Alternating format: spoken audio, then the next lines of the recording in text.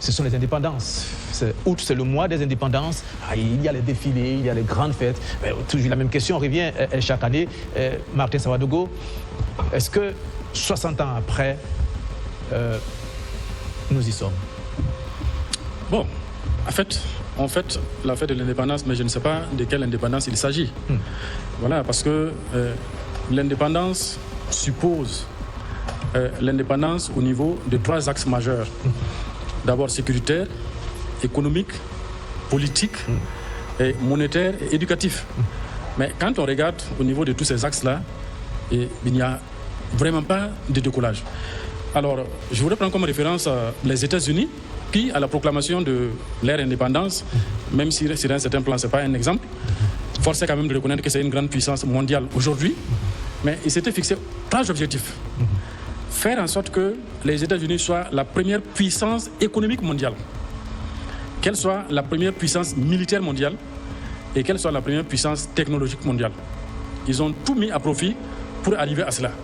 Même quand il a fallu faire recours aux savants nazis de l'Allemagne pour construire l'air bombe, je crois, dans le projet Manhattan. Mais quand on regarde les pays africains, aujourd'hui, plus de 60 ans après, dans quel secteur peut-on dire que, au moins dans ce domaine-là, nous sommes indépendants? Je ne vois pas. Aujourd'hui, s'il n'y avait pas eu la révolution, s'il n'y avait pas eu la RPP, peut-être que Ouaga serait actuellement pris. S'il n'y avait pas eu un changement de régime à Bamako et à Niamey, peut-être que la situation serait catastrophique. Comment se fait-il que plus de 65 ans après la proclamation des indépendances formelles, nous ne soyons même pas capables d'assurer notre propre sécurité? Parce qu'aujourd'hui, même pour assurer notre sécurité, presque la totalité des équipements, en allant même jusqu'aux habillements, sont importés. Le président l'a dit à plusieurs reprises, il y a des phénomènes qui choquent. Malheureusement, il n'y avait pas encore cette prise de conscience. Je peux dire que c'est peut-être maintenant que le Burkina est en train d'amorcer sa phase d'indépendance après l'amorçage du président Thomas Sankara, qui a malheureusement été interrompu. Quand on regarde 27 ans après cette aventure, qu'est-ce que ça nous a rapporté? Donc, véritablement, je ne peux pas dire que nous sommes indépendants parce qu'il n'y a aucun motif de satisfaction.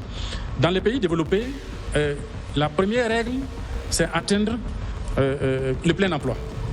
Atteindre la 5 que quand le taux de chômage atteint 5%, automatiquement c'est alarmant. Et d'ailleurs, pour revenir encore aux États-Unis, la mission confiée au dollar est de contribuer au plein emploi. Ici au Burkina, nous ne sommes ni maîtres de notre monnaie. Et ensuite, la mission confiée au franc CFA, c'est de lutter contre l'inflation. Le franc CFA n'a pas pour vocation de lutter pour le plein emploi. Et nous ne sommes pas maîtres de notre budget, parce que nous avons un budget structurellement déficitaire. La seule fois où le Burkina a eu un budget excédentaire, c'était sur la révolution de Sankara. Malheureusement, nous avons encore des économistes d'une certaine école qui sont convaincus que le budget doit être toujours déficitaire et qu'on doit emprunter sur les marchés financiers. Mais la conséquence à long terme, c'est quoi? C'est que c'est les actifs de l'État qui seront mis comme garantie. Donc finalement, dans le domaine éducatif, dans le domaine économique, nous sommes en train de nous suicider nous-mêmes. Bien que, c'est vrai, il faut reconnaître que le gouvernement fait des efforts pour s'approprier, par exemple, l'or, les ressources minières, afin de consolider notre budget. Et il y a également des efforts au niveau éducatif. Aujourd'hui, je suis un reportage par rapport à la construction du lycée technique de Kaya, où l'objectif assigné est actuellement on est à 5% pour l'enseignement technique et 95% pour l'enseignement général. Et l'objectif est qu'en 2050, on puisse être à 60% pour 2050, oui, pour l'enseignement technique et 40% pour l'enseignement général.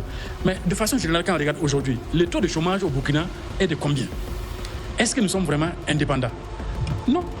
Donc, vraiment, je ne vois pas de motif de satisfaction, bien que nous avons la chance d'avoir un gouvernement clairvoyant qui n'a pas de complexe à dire les problèmes que nous traversons et proposer des solutions. Maintenant, il faut que la population, les intellectuels, les religieux et les acteurs économiques acceptent que nous allons véritablement vers une indépendance et ça a un prix. Karim Diallo, c'est vrai qu'on en parle chaque année, à chaque fois qu'il y a des indépendances, on dit qu'on n'est pas encore indépendant, mais il y a eu quand même du chemin parcouru. C'est-à-dire qu'on a quand même un ensemble d'éléments qui montrent qu'il y a eu un changement, ce qui pose la question de d'où on vient et où on est maintenant. Oui, votre question est tellement pertinente, parce que la question de l'indépendance, c'est un processus donc, qui comporte plusieurs étapes. Et je profite de votre micro pour saluer la lutte héroïque de nos dévanciers. Je vais parler de Gérard Kango Ouédraogo, je vais parler de Nazi Bouni, je vais parler de Daniel Louisien Koulibaly et de tous ces acteurs, Yalgado Ouédraogo, tous ces acteurs qui ont travaillé pour faire en sorte que notre pays puisse être indépendant en 1960 par contrainte, parce que la colonie française n'avait pas souhaité que même en 1960 le Burkina Faso, la Haute-Volta à l'époque, soit indépendant. Donc il ne faut pas passer par perte et profit. Les sacrifices qui ont été consentis par nos dévanciers pour nous permettre d'avoir ce qu'ils appellent indépendance, même si ce n'était pas un processus qui est achevé. Ça, c'est je rappelle en passant qu'en 1932, le Burkina Faso avait même été partagé entre ses pays voisins, la Côte d'Ivoire, le Mali et puis voilà, le Niger, parce qu'on considérait que la Haute-Volta à l'époque, et la colonie de Haute-Volta était un réservoir de main-d'œuvre, juste bon pour que les braves valides aillent travailler dans les plantations en Côte d'Ivoire, dans les pays côtiers. Et c'est grâce à la lutte héroïque des Naba et des autres que le Burkina Faso a été reconstitué dans ses limites actuelles en 1947. Et donc ça, ce n'est pas rien. Ce sont des sacrifices que nos dévanciers ont fait. Il faut saluer ces sacrifices-là. Bien entendu, après ça, on a accédé à l'indépendance. Je précise que Maurice Yamégo avait été le premier à empêcher l'installation des bases étrangères sur le sol burkinabé. Voilà, dès qu'il a pris le pouvoir en 1960. C'est vrai qu'après, il y a eu des tares qu'il a causés qui ont dilué un peu sa gouvernance. C'est un acte héroïque qu'il a posé. En 1970, quand 66, quand Tchimoko Marc Garango est venu, c'est le premier ministre, c'est l'un des rares ministres qui a fait carrément une doctrine sur la manière dont les finances publiques doivent être gérées. Et jusqu'à présent, il continue d'être une référence en matière de finances publiques par rapport à sa rigueur, par rapport à sa capacité à gérer sainement donc, les finances publiques de l'État. Et après ça, il y a eu le capitaine Thomas Sankara qui est venu et qui a réuni fondamentalement le peuple burkinabé au travail. Voilà. Après ça, Blaise Compaoré est venu. Bon, il a fait ce qu'il a pu. Après, on a vu que Michel Kafando, en un an de transition, il a tenu et on a organisé des élections. Ce n'est pas rien. Donc, il faut saluer les sacrifices, il faut saluer les efforts. Après ça, on a vu le président Roch Kaboulé qui est arrivé, lui aussi avec ses insuffisances, même s'il a travaillé à développer le contenu local. La question du Faso d'Anfani, c'était sous Roch Marc que vraiment le Burkinabé a commencé à s'habiller dans la Faso d'Anfani. Et donc ça, il faut lui reconnaître.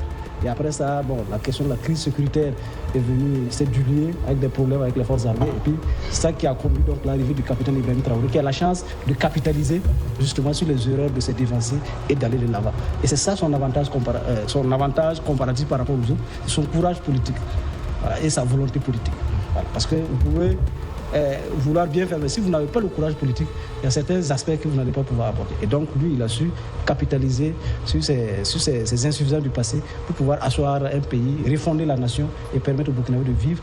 Ce n'est pas facile, mais je pense que s'il continue dans la sagesse et s'il continue dans la détermination qu'on le connaît, il pourra certainement conduire donc, le Burkina à bon port. C'est le plus important. C'est pour dire qu'une nation ne se construit jamais par élimination, une nation se construit par accumulation. Voilà. Le premier arrive, dépose une brique, le deuxième peut venir déposer 3 briques en fonction de sa capacité et de sa clairvoyance, et ainsi de suite, pour peu qu'à la fin, le mur Burkina Faso puisse atteindre un stade qui puisse profiter à tout le monde. Et c'est le souhait qu'on peut faire pour l'ensemble du peuple burkinabé. Et nous avons les ressorts internes nécessaires. Voilà. Du reste, le fait qu'on a incorporé les chefs coutumiers dans notre dispositif institutionnel va permettre de combler un peu les faiblesses des acteurs institutionnels que nous sommes. Voilà. Parce que dans la gouvernance, il faut avoir plusieurs profils d'acteurs et chacun jouant un rôle bien précis. Et vous êtes là, vous coordonnez, vous supervisez. Voilà, en fonction d'une doctrine qui est bien claire. Et vraiment, son avantage, c'est que sa doctrine, au moins, c'est clair. Elle est lisible, on sait où il va. Maintenant, il faut mettre les moyens nécessaires pour pouvoir aller. Donc, la fête de l'indépendance, c'est une occasion utile pour rendre hommage à tous les dévanciers qui ont permis de construire la façon, avec leurs forces et avec leurs faiblesses. Et souhaiter que la nouvelle équipe, la nouvelle dynamique puisse se poursuivre dans l'intérêt supérieur de notre pays. Ali Nana, là, Karim Diallo vient de faire un véritable coup d'histoire. Il a retracé le parcours du Burkina Faso. Ça ressemble un peu à presque tous les pays africains qui fêtent leurs indépendances en août. Et c'est important de revenir un peu sur le rôle des dévanciers. Quand on fait le point aujourd'hui en fonction des objectifs, est-ce que le mot indépendance correspond à la situation dans laquelle les pays africains et le Burkina Faso y compris sont? Oui, naturellement, mais comme il a dit, il faut réhabiliter l'histoire. En réalité, cette indépendance-là n'est pas fortuitement donnée. Et les colons ou le colonisateur n'a pas donné l'indépendance aux pays colonisés parce que simplement le contexte s'y prêtait. il faut reconnaître, je voudrais revenir un peu sur l'histoire, parce qu'il faut réhabiliter l'histoire. Elle est importante pour ceux qui nous écoutent et pour nos enfants. Parce que tous les drames de l'Afrique, c'est parce que la vraie histoire n'est pas contée ou n'est pas racontée à nos enfants. Alors, après la Deuxième Guerre mondiale, il faut reconnaître, après que les Africains aient combattu auprès pour libérer le colon, l'élite africaine, effectivement, s'est vue dans l'obligation de s'organiser et pour demander ce qu'on appelle l'indépendance.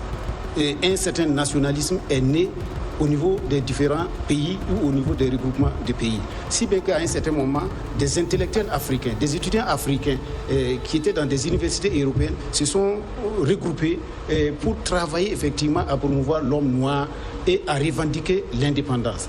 Si bien qu'à un certain moment, à partir de 1958, quand la question d'autodétermination était posée, Sékou Touré a dit qu'il préférait l'indépendance tout de suite et maintenant. Et donc, De Gaulle s'est vu dans l'obligation effectivement d'octroyer cette indépendance à la Guinée. Qu'est-ce qui s'est passé? Et là, il faut le noter avec précision. Quand la Guinée a dit non à l'occupation impérialiste, alors tous les Africains, tous les intellectuels africains, les étudiants africains ont abandonné tout pour venir effectivement secourir le peuple guinéen. Qui à l'école primaire pour enseigner, qui dans des universités, parce que quand le colon a décidé de partir, il a tout amené.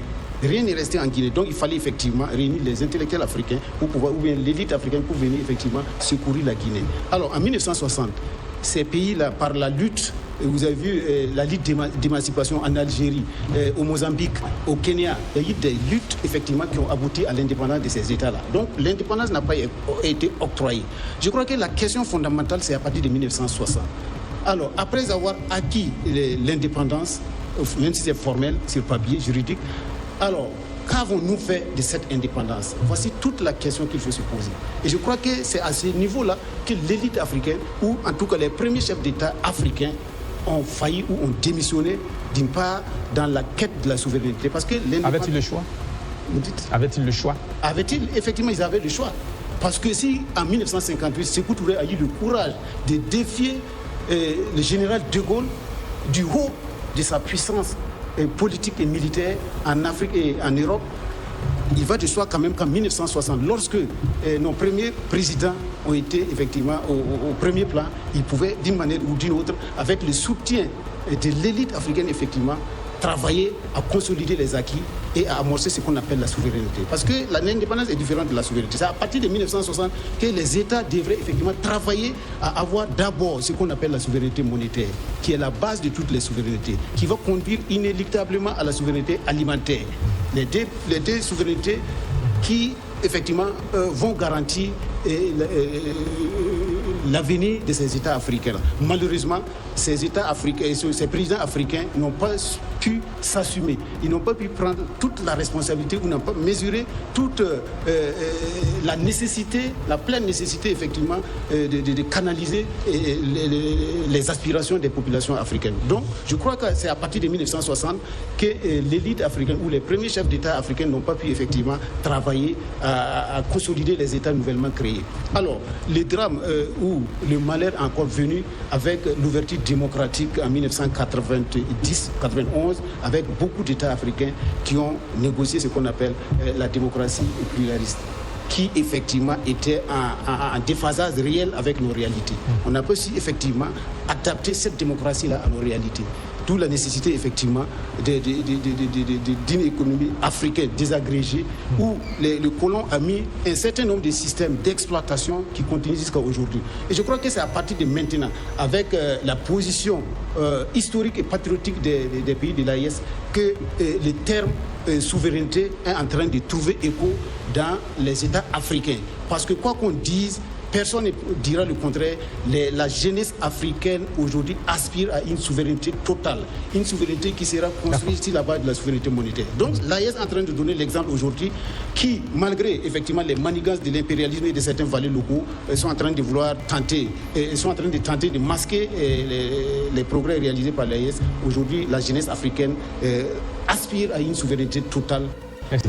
Et je crois qu'il faut travailler dans ce sens. Merci. Alena, Dassiré Bendouté, je vous pose les 3 questions en une pour que vous puissiez répondre. D'où est-ce que ces pays africains viennent? Où est-ce qu'ils sont maintenant? Et où vont-ils en termes d'indépendance et de souveraineté? Rapidement. Oui, merci. Mais avant de répondre, permettez-moi d'expliquer aux jeunes l'image que vous venez de la vidéo qui a été jouée sur le mémorial d'hommage militaire au mémorial Thomas Sankara. Parce qu'il y a des choses, quand on parle de ça en Afrique, les gens créent des polémiques parce qu'ils ne veulent pas que les Africains soient dans les profondeurs. Les jeunes n'ont qu'à comprendre que ce qu'ils ont vu là, c'est ce qu'on appelle le culte de l'ancestralité, le culte des repères. Quand on parle de ça, les religieux pensent que non, on parle d'animisme, de poids, c'est faux. C'est ça là qu'on appelle le culte de l'ancestralité des ancêtres. L'ancêtre, c'est le repère. Celui-là qui n'est plus et qu'on a des souvenirs de lui, on l'honore à travers des rites, des cérémonies, c'est ça. Donc, il faut que, quand on parle de culte des repères, de l'ancestralité, c'est ça. Et c'est pourquoi, quand un peuple n'a pas ces repères-là, il ne peut pas aller de l'avant. Maintenant, quant à votre question, et je pense qu'il faut saluer la mémoire de nos grands-parents pour les luttes héroïques qui ont été menées. Beaucoup d'Africains, certains Africains plutôt, pensent que non, il n'y a pas eu d'indépendance, c'est formel, les gens disent que non, et on nous a octroyé. Ce n'est pas vrai, ça dépend de d'où tu viens et de comment tu as vécu la colonisation. Je ne pense pas que le Bouaba ou le Toussian ou le Lobi va dire que c'est des indépendances formelles. Je ne pense pas que, comment il s'appelle encore, au Kenya, ceux-là qu'on appelle la révolte, les Mombo, ils vont dire que c'est formel. Je ne pense pas qu'aujourd'hui, en Côte d'Ivoire, les abbés vont dire que c'est formel, parce que les peuples ont souffert. Il ne faut pas oublier que nous étions appelés les indigènes. Et être indigène en son temps, ça avait un prix. Aujourd'hui, le Burkina ne peut pas dire que c'est formel. Quand vous prenez la colonne Voulé-Sanoine, les massacres qu'ils ont faits du Burkina jusqu'au Niger, c'est pas rien. Donc les gens ont souffert. Maintenant, en ce qui concerne les indépendances qu'on a eues, qu'est-ce qu'on en a fait, où en nous, il faut revenir sur notre histoire. Puisque les Africains aujourd'hui ne veulent même pas parler de leur histoire. Le colon, quand il est arrivé, il nous a monté les uns contre les autres. D'abord, entre ethnie contre ethnie, musulmans contre chrétiens, chrétiens contre musulmans. Voici les 2 plaies et les 2 malheurs que les colons nous ont impliqués. L'ethnie n'existait pas en Afrique. Quand vous prenez le grand groupe Mouaga au Burkina, Mossi n'existe pas. C'est un groupe. Dans les Mossi, tu as les Nyonyosé, tu as les Kurumba, tu as les groupes des Gouroussi, tu as des Peuls, tu as les Nakomsé, ceux-là qui sont venus du Ghana. Et c'est pourquoi aujourd'hui, quand vous regardez dans les cultes, les prêts de terre ne sont pas des Nakomsé.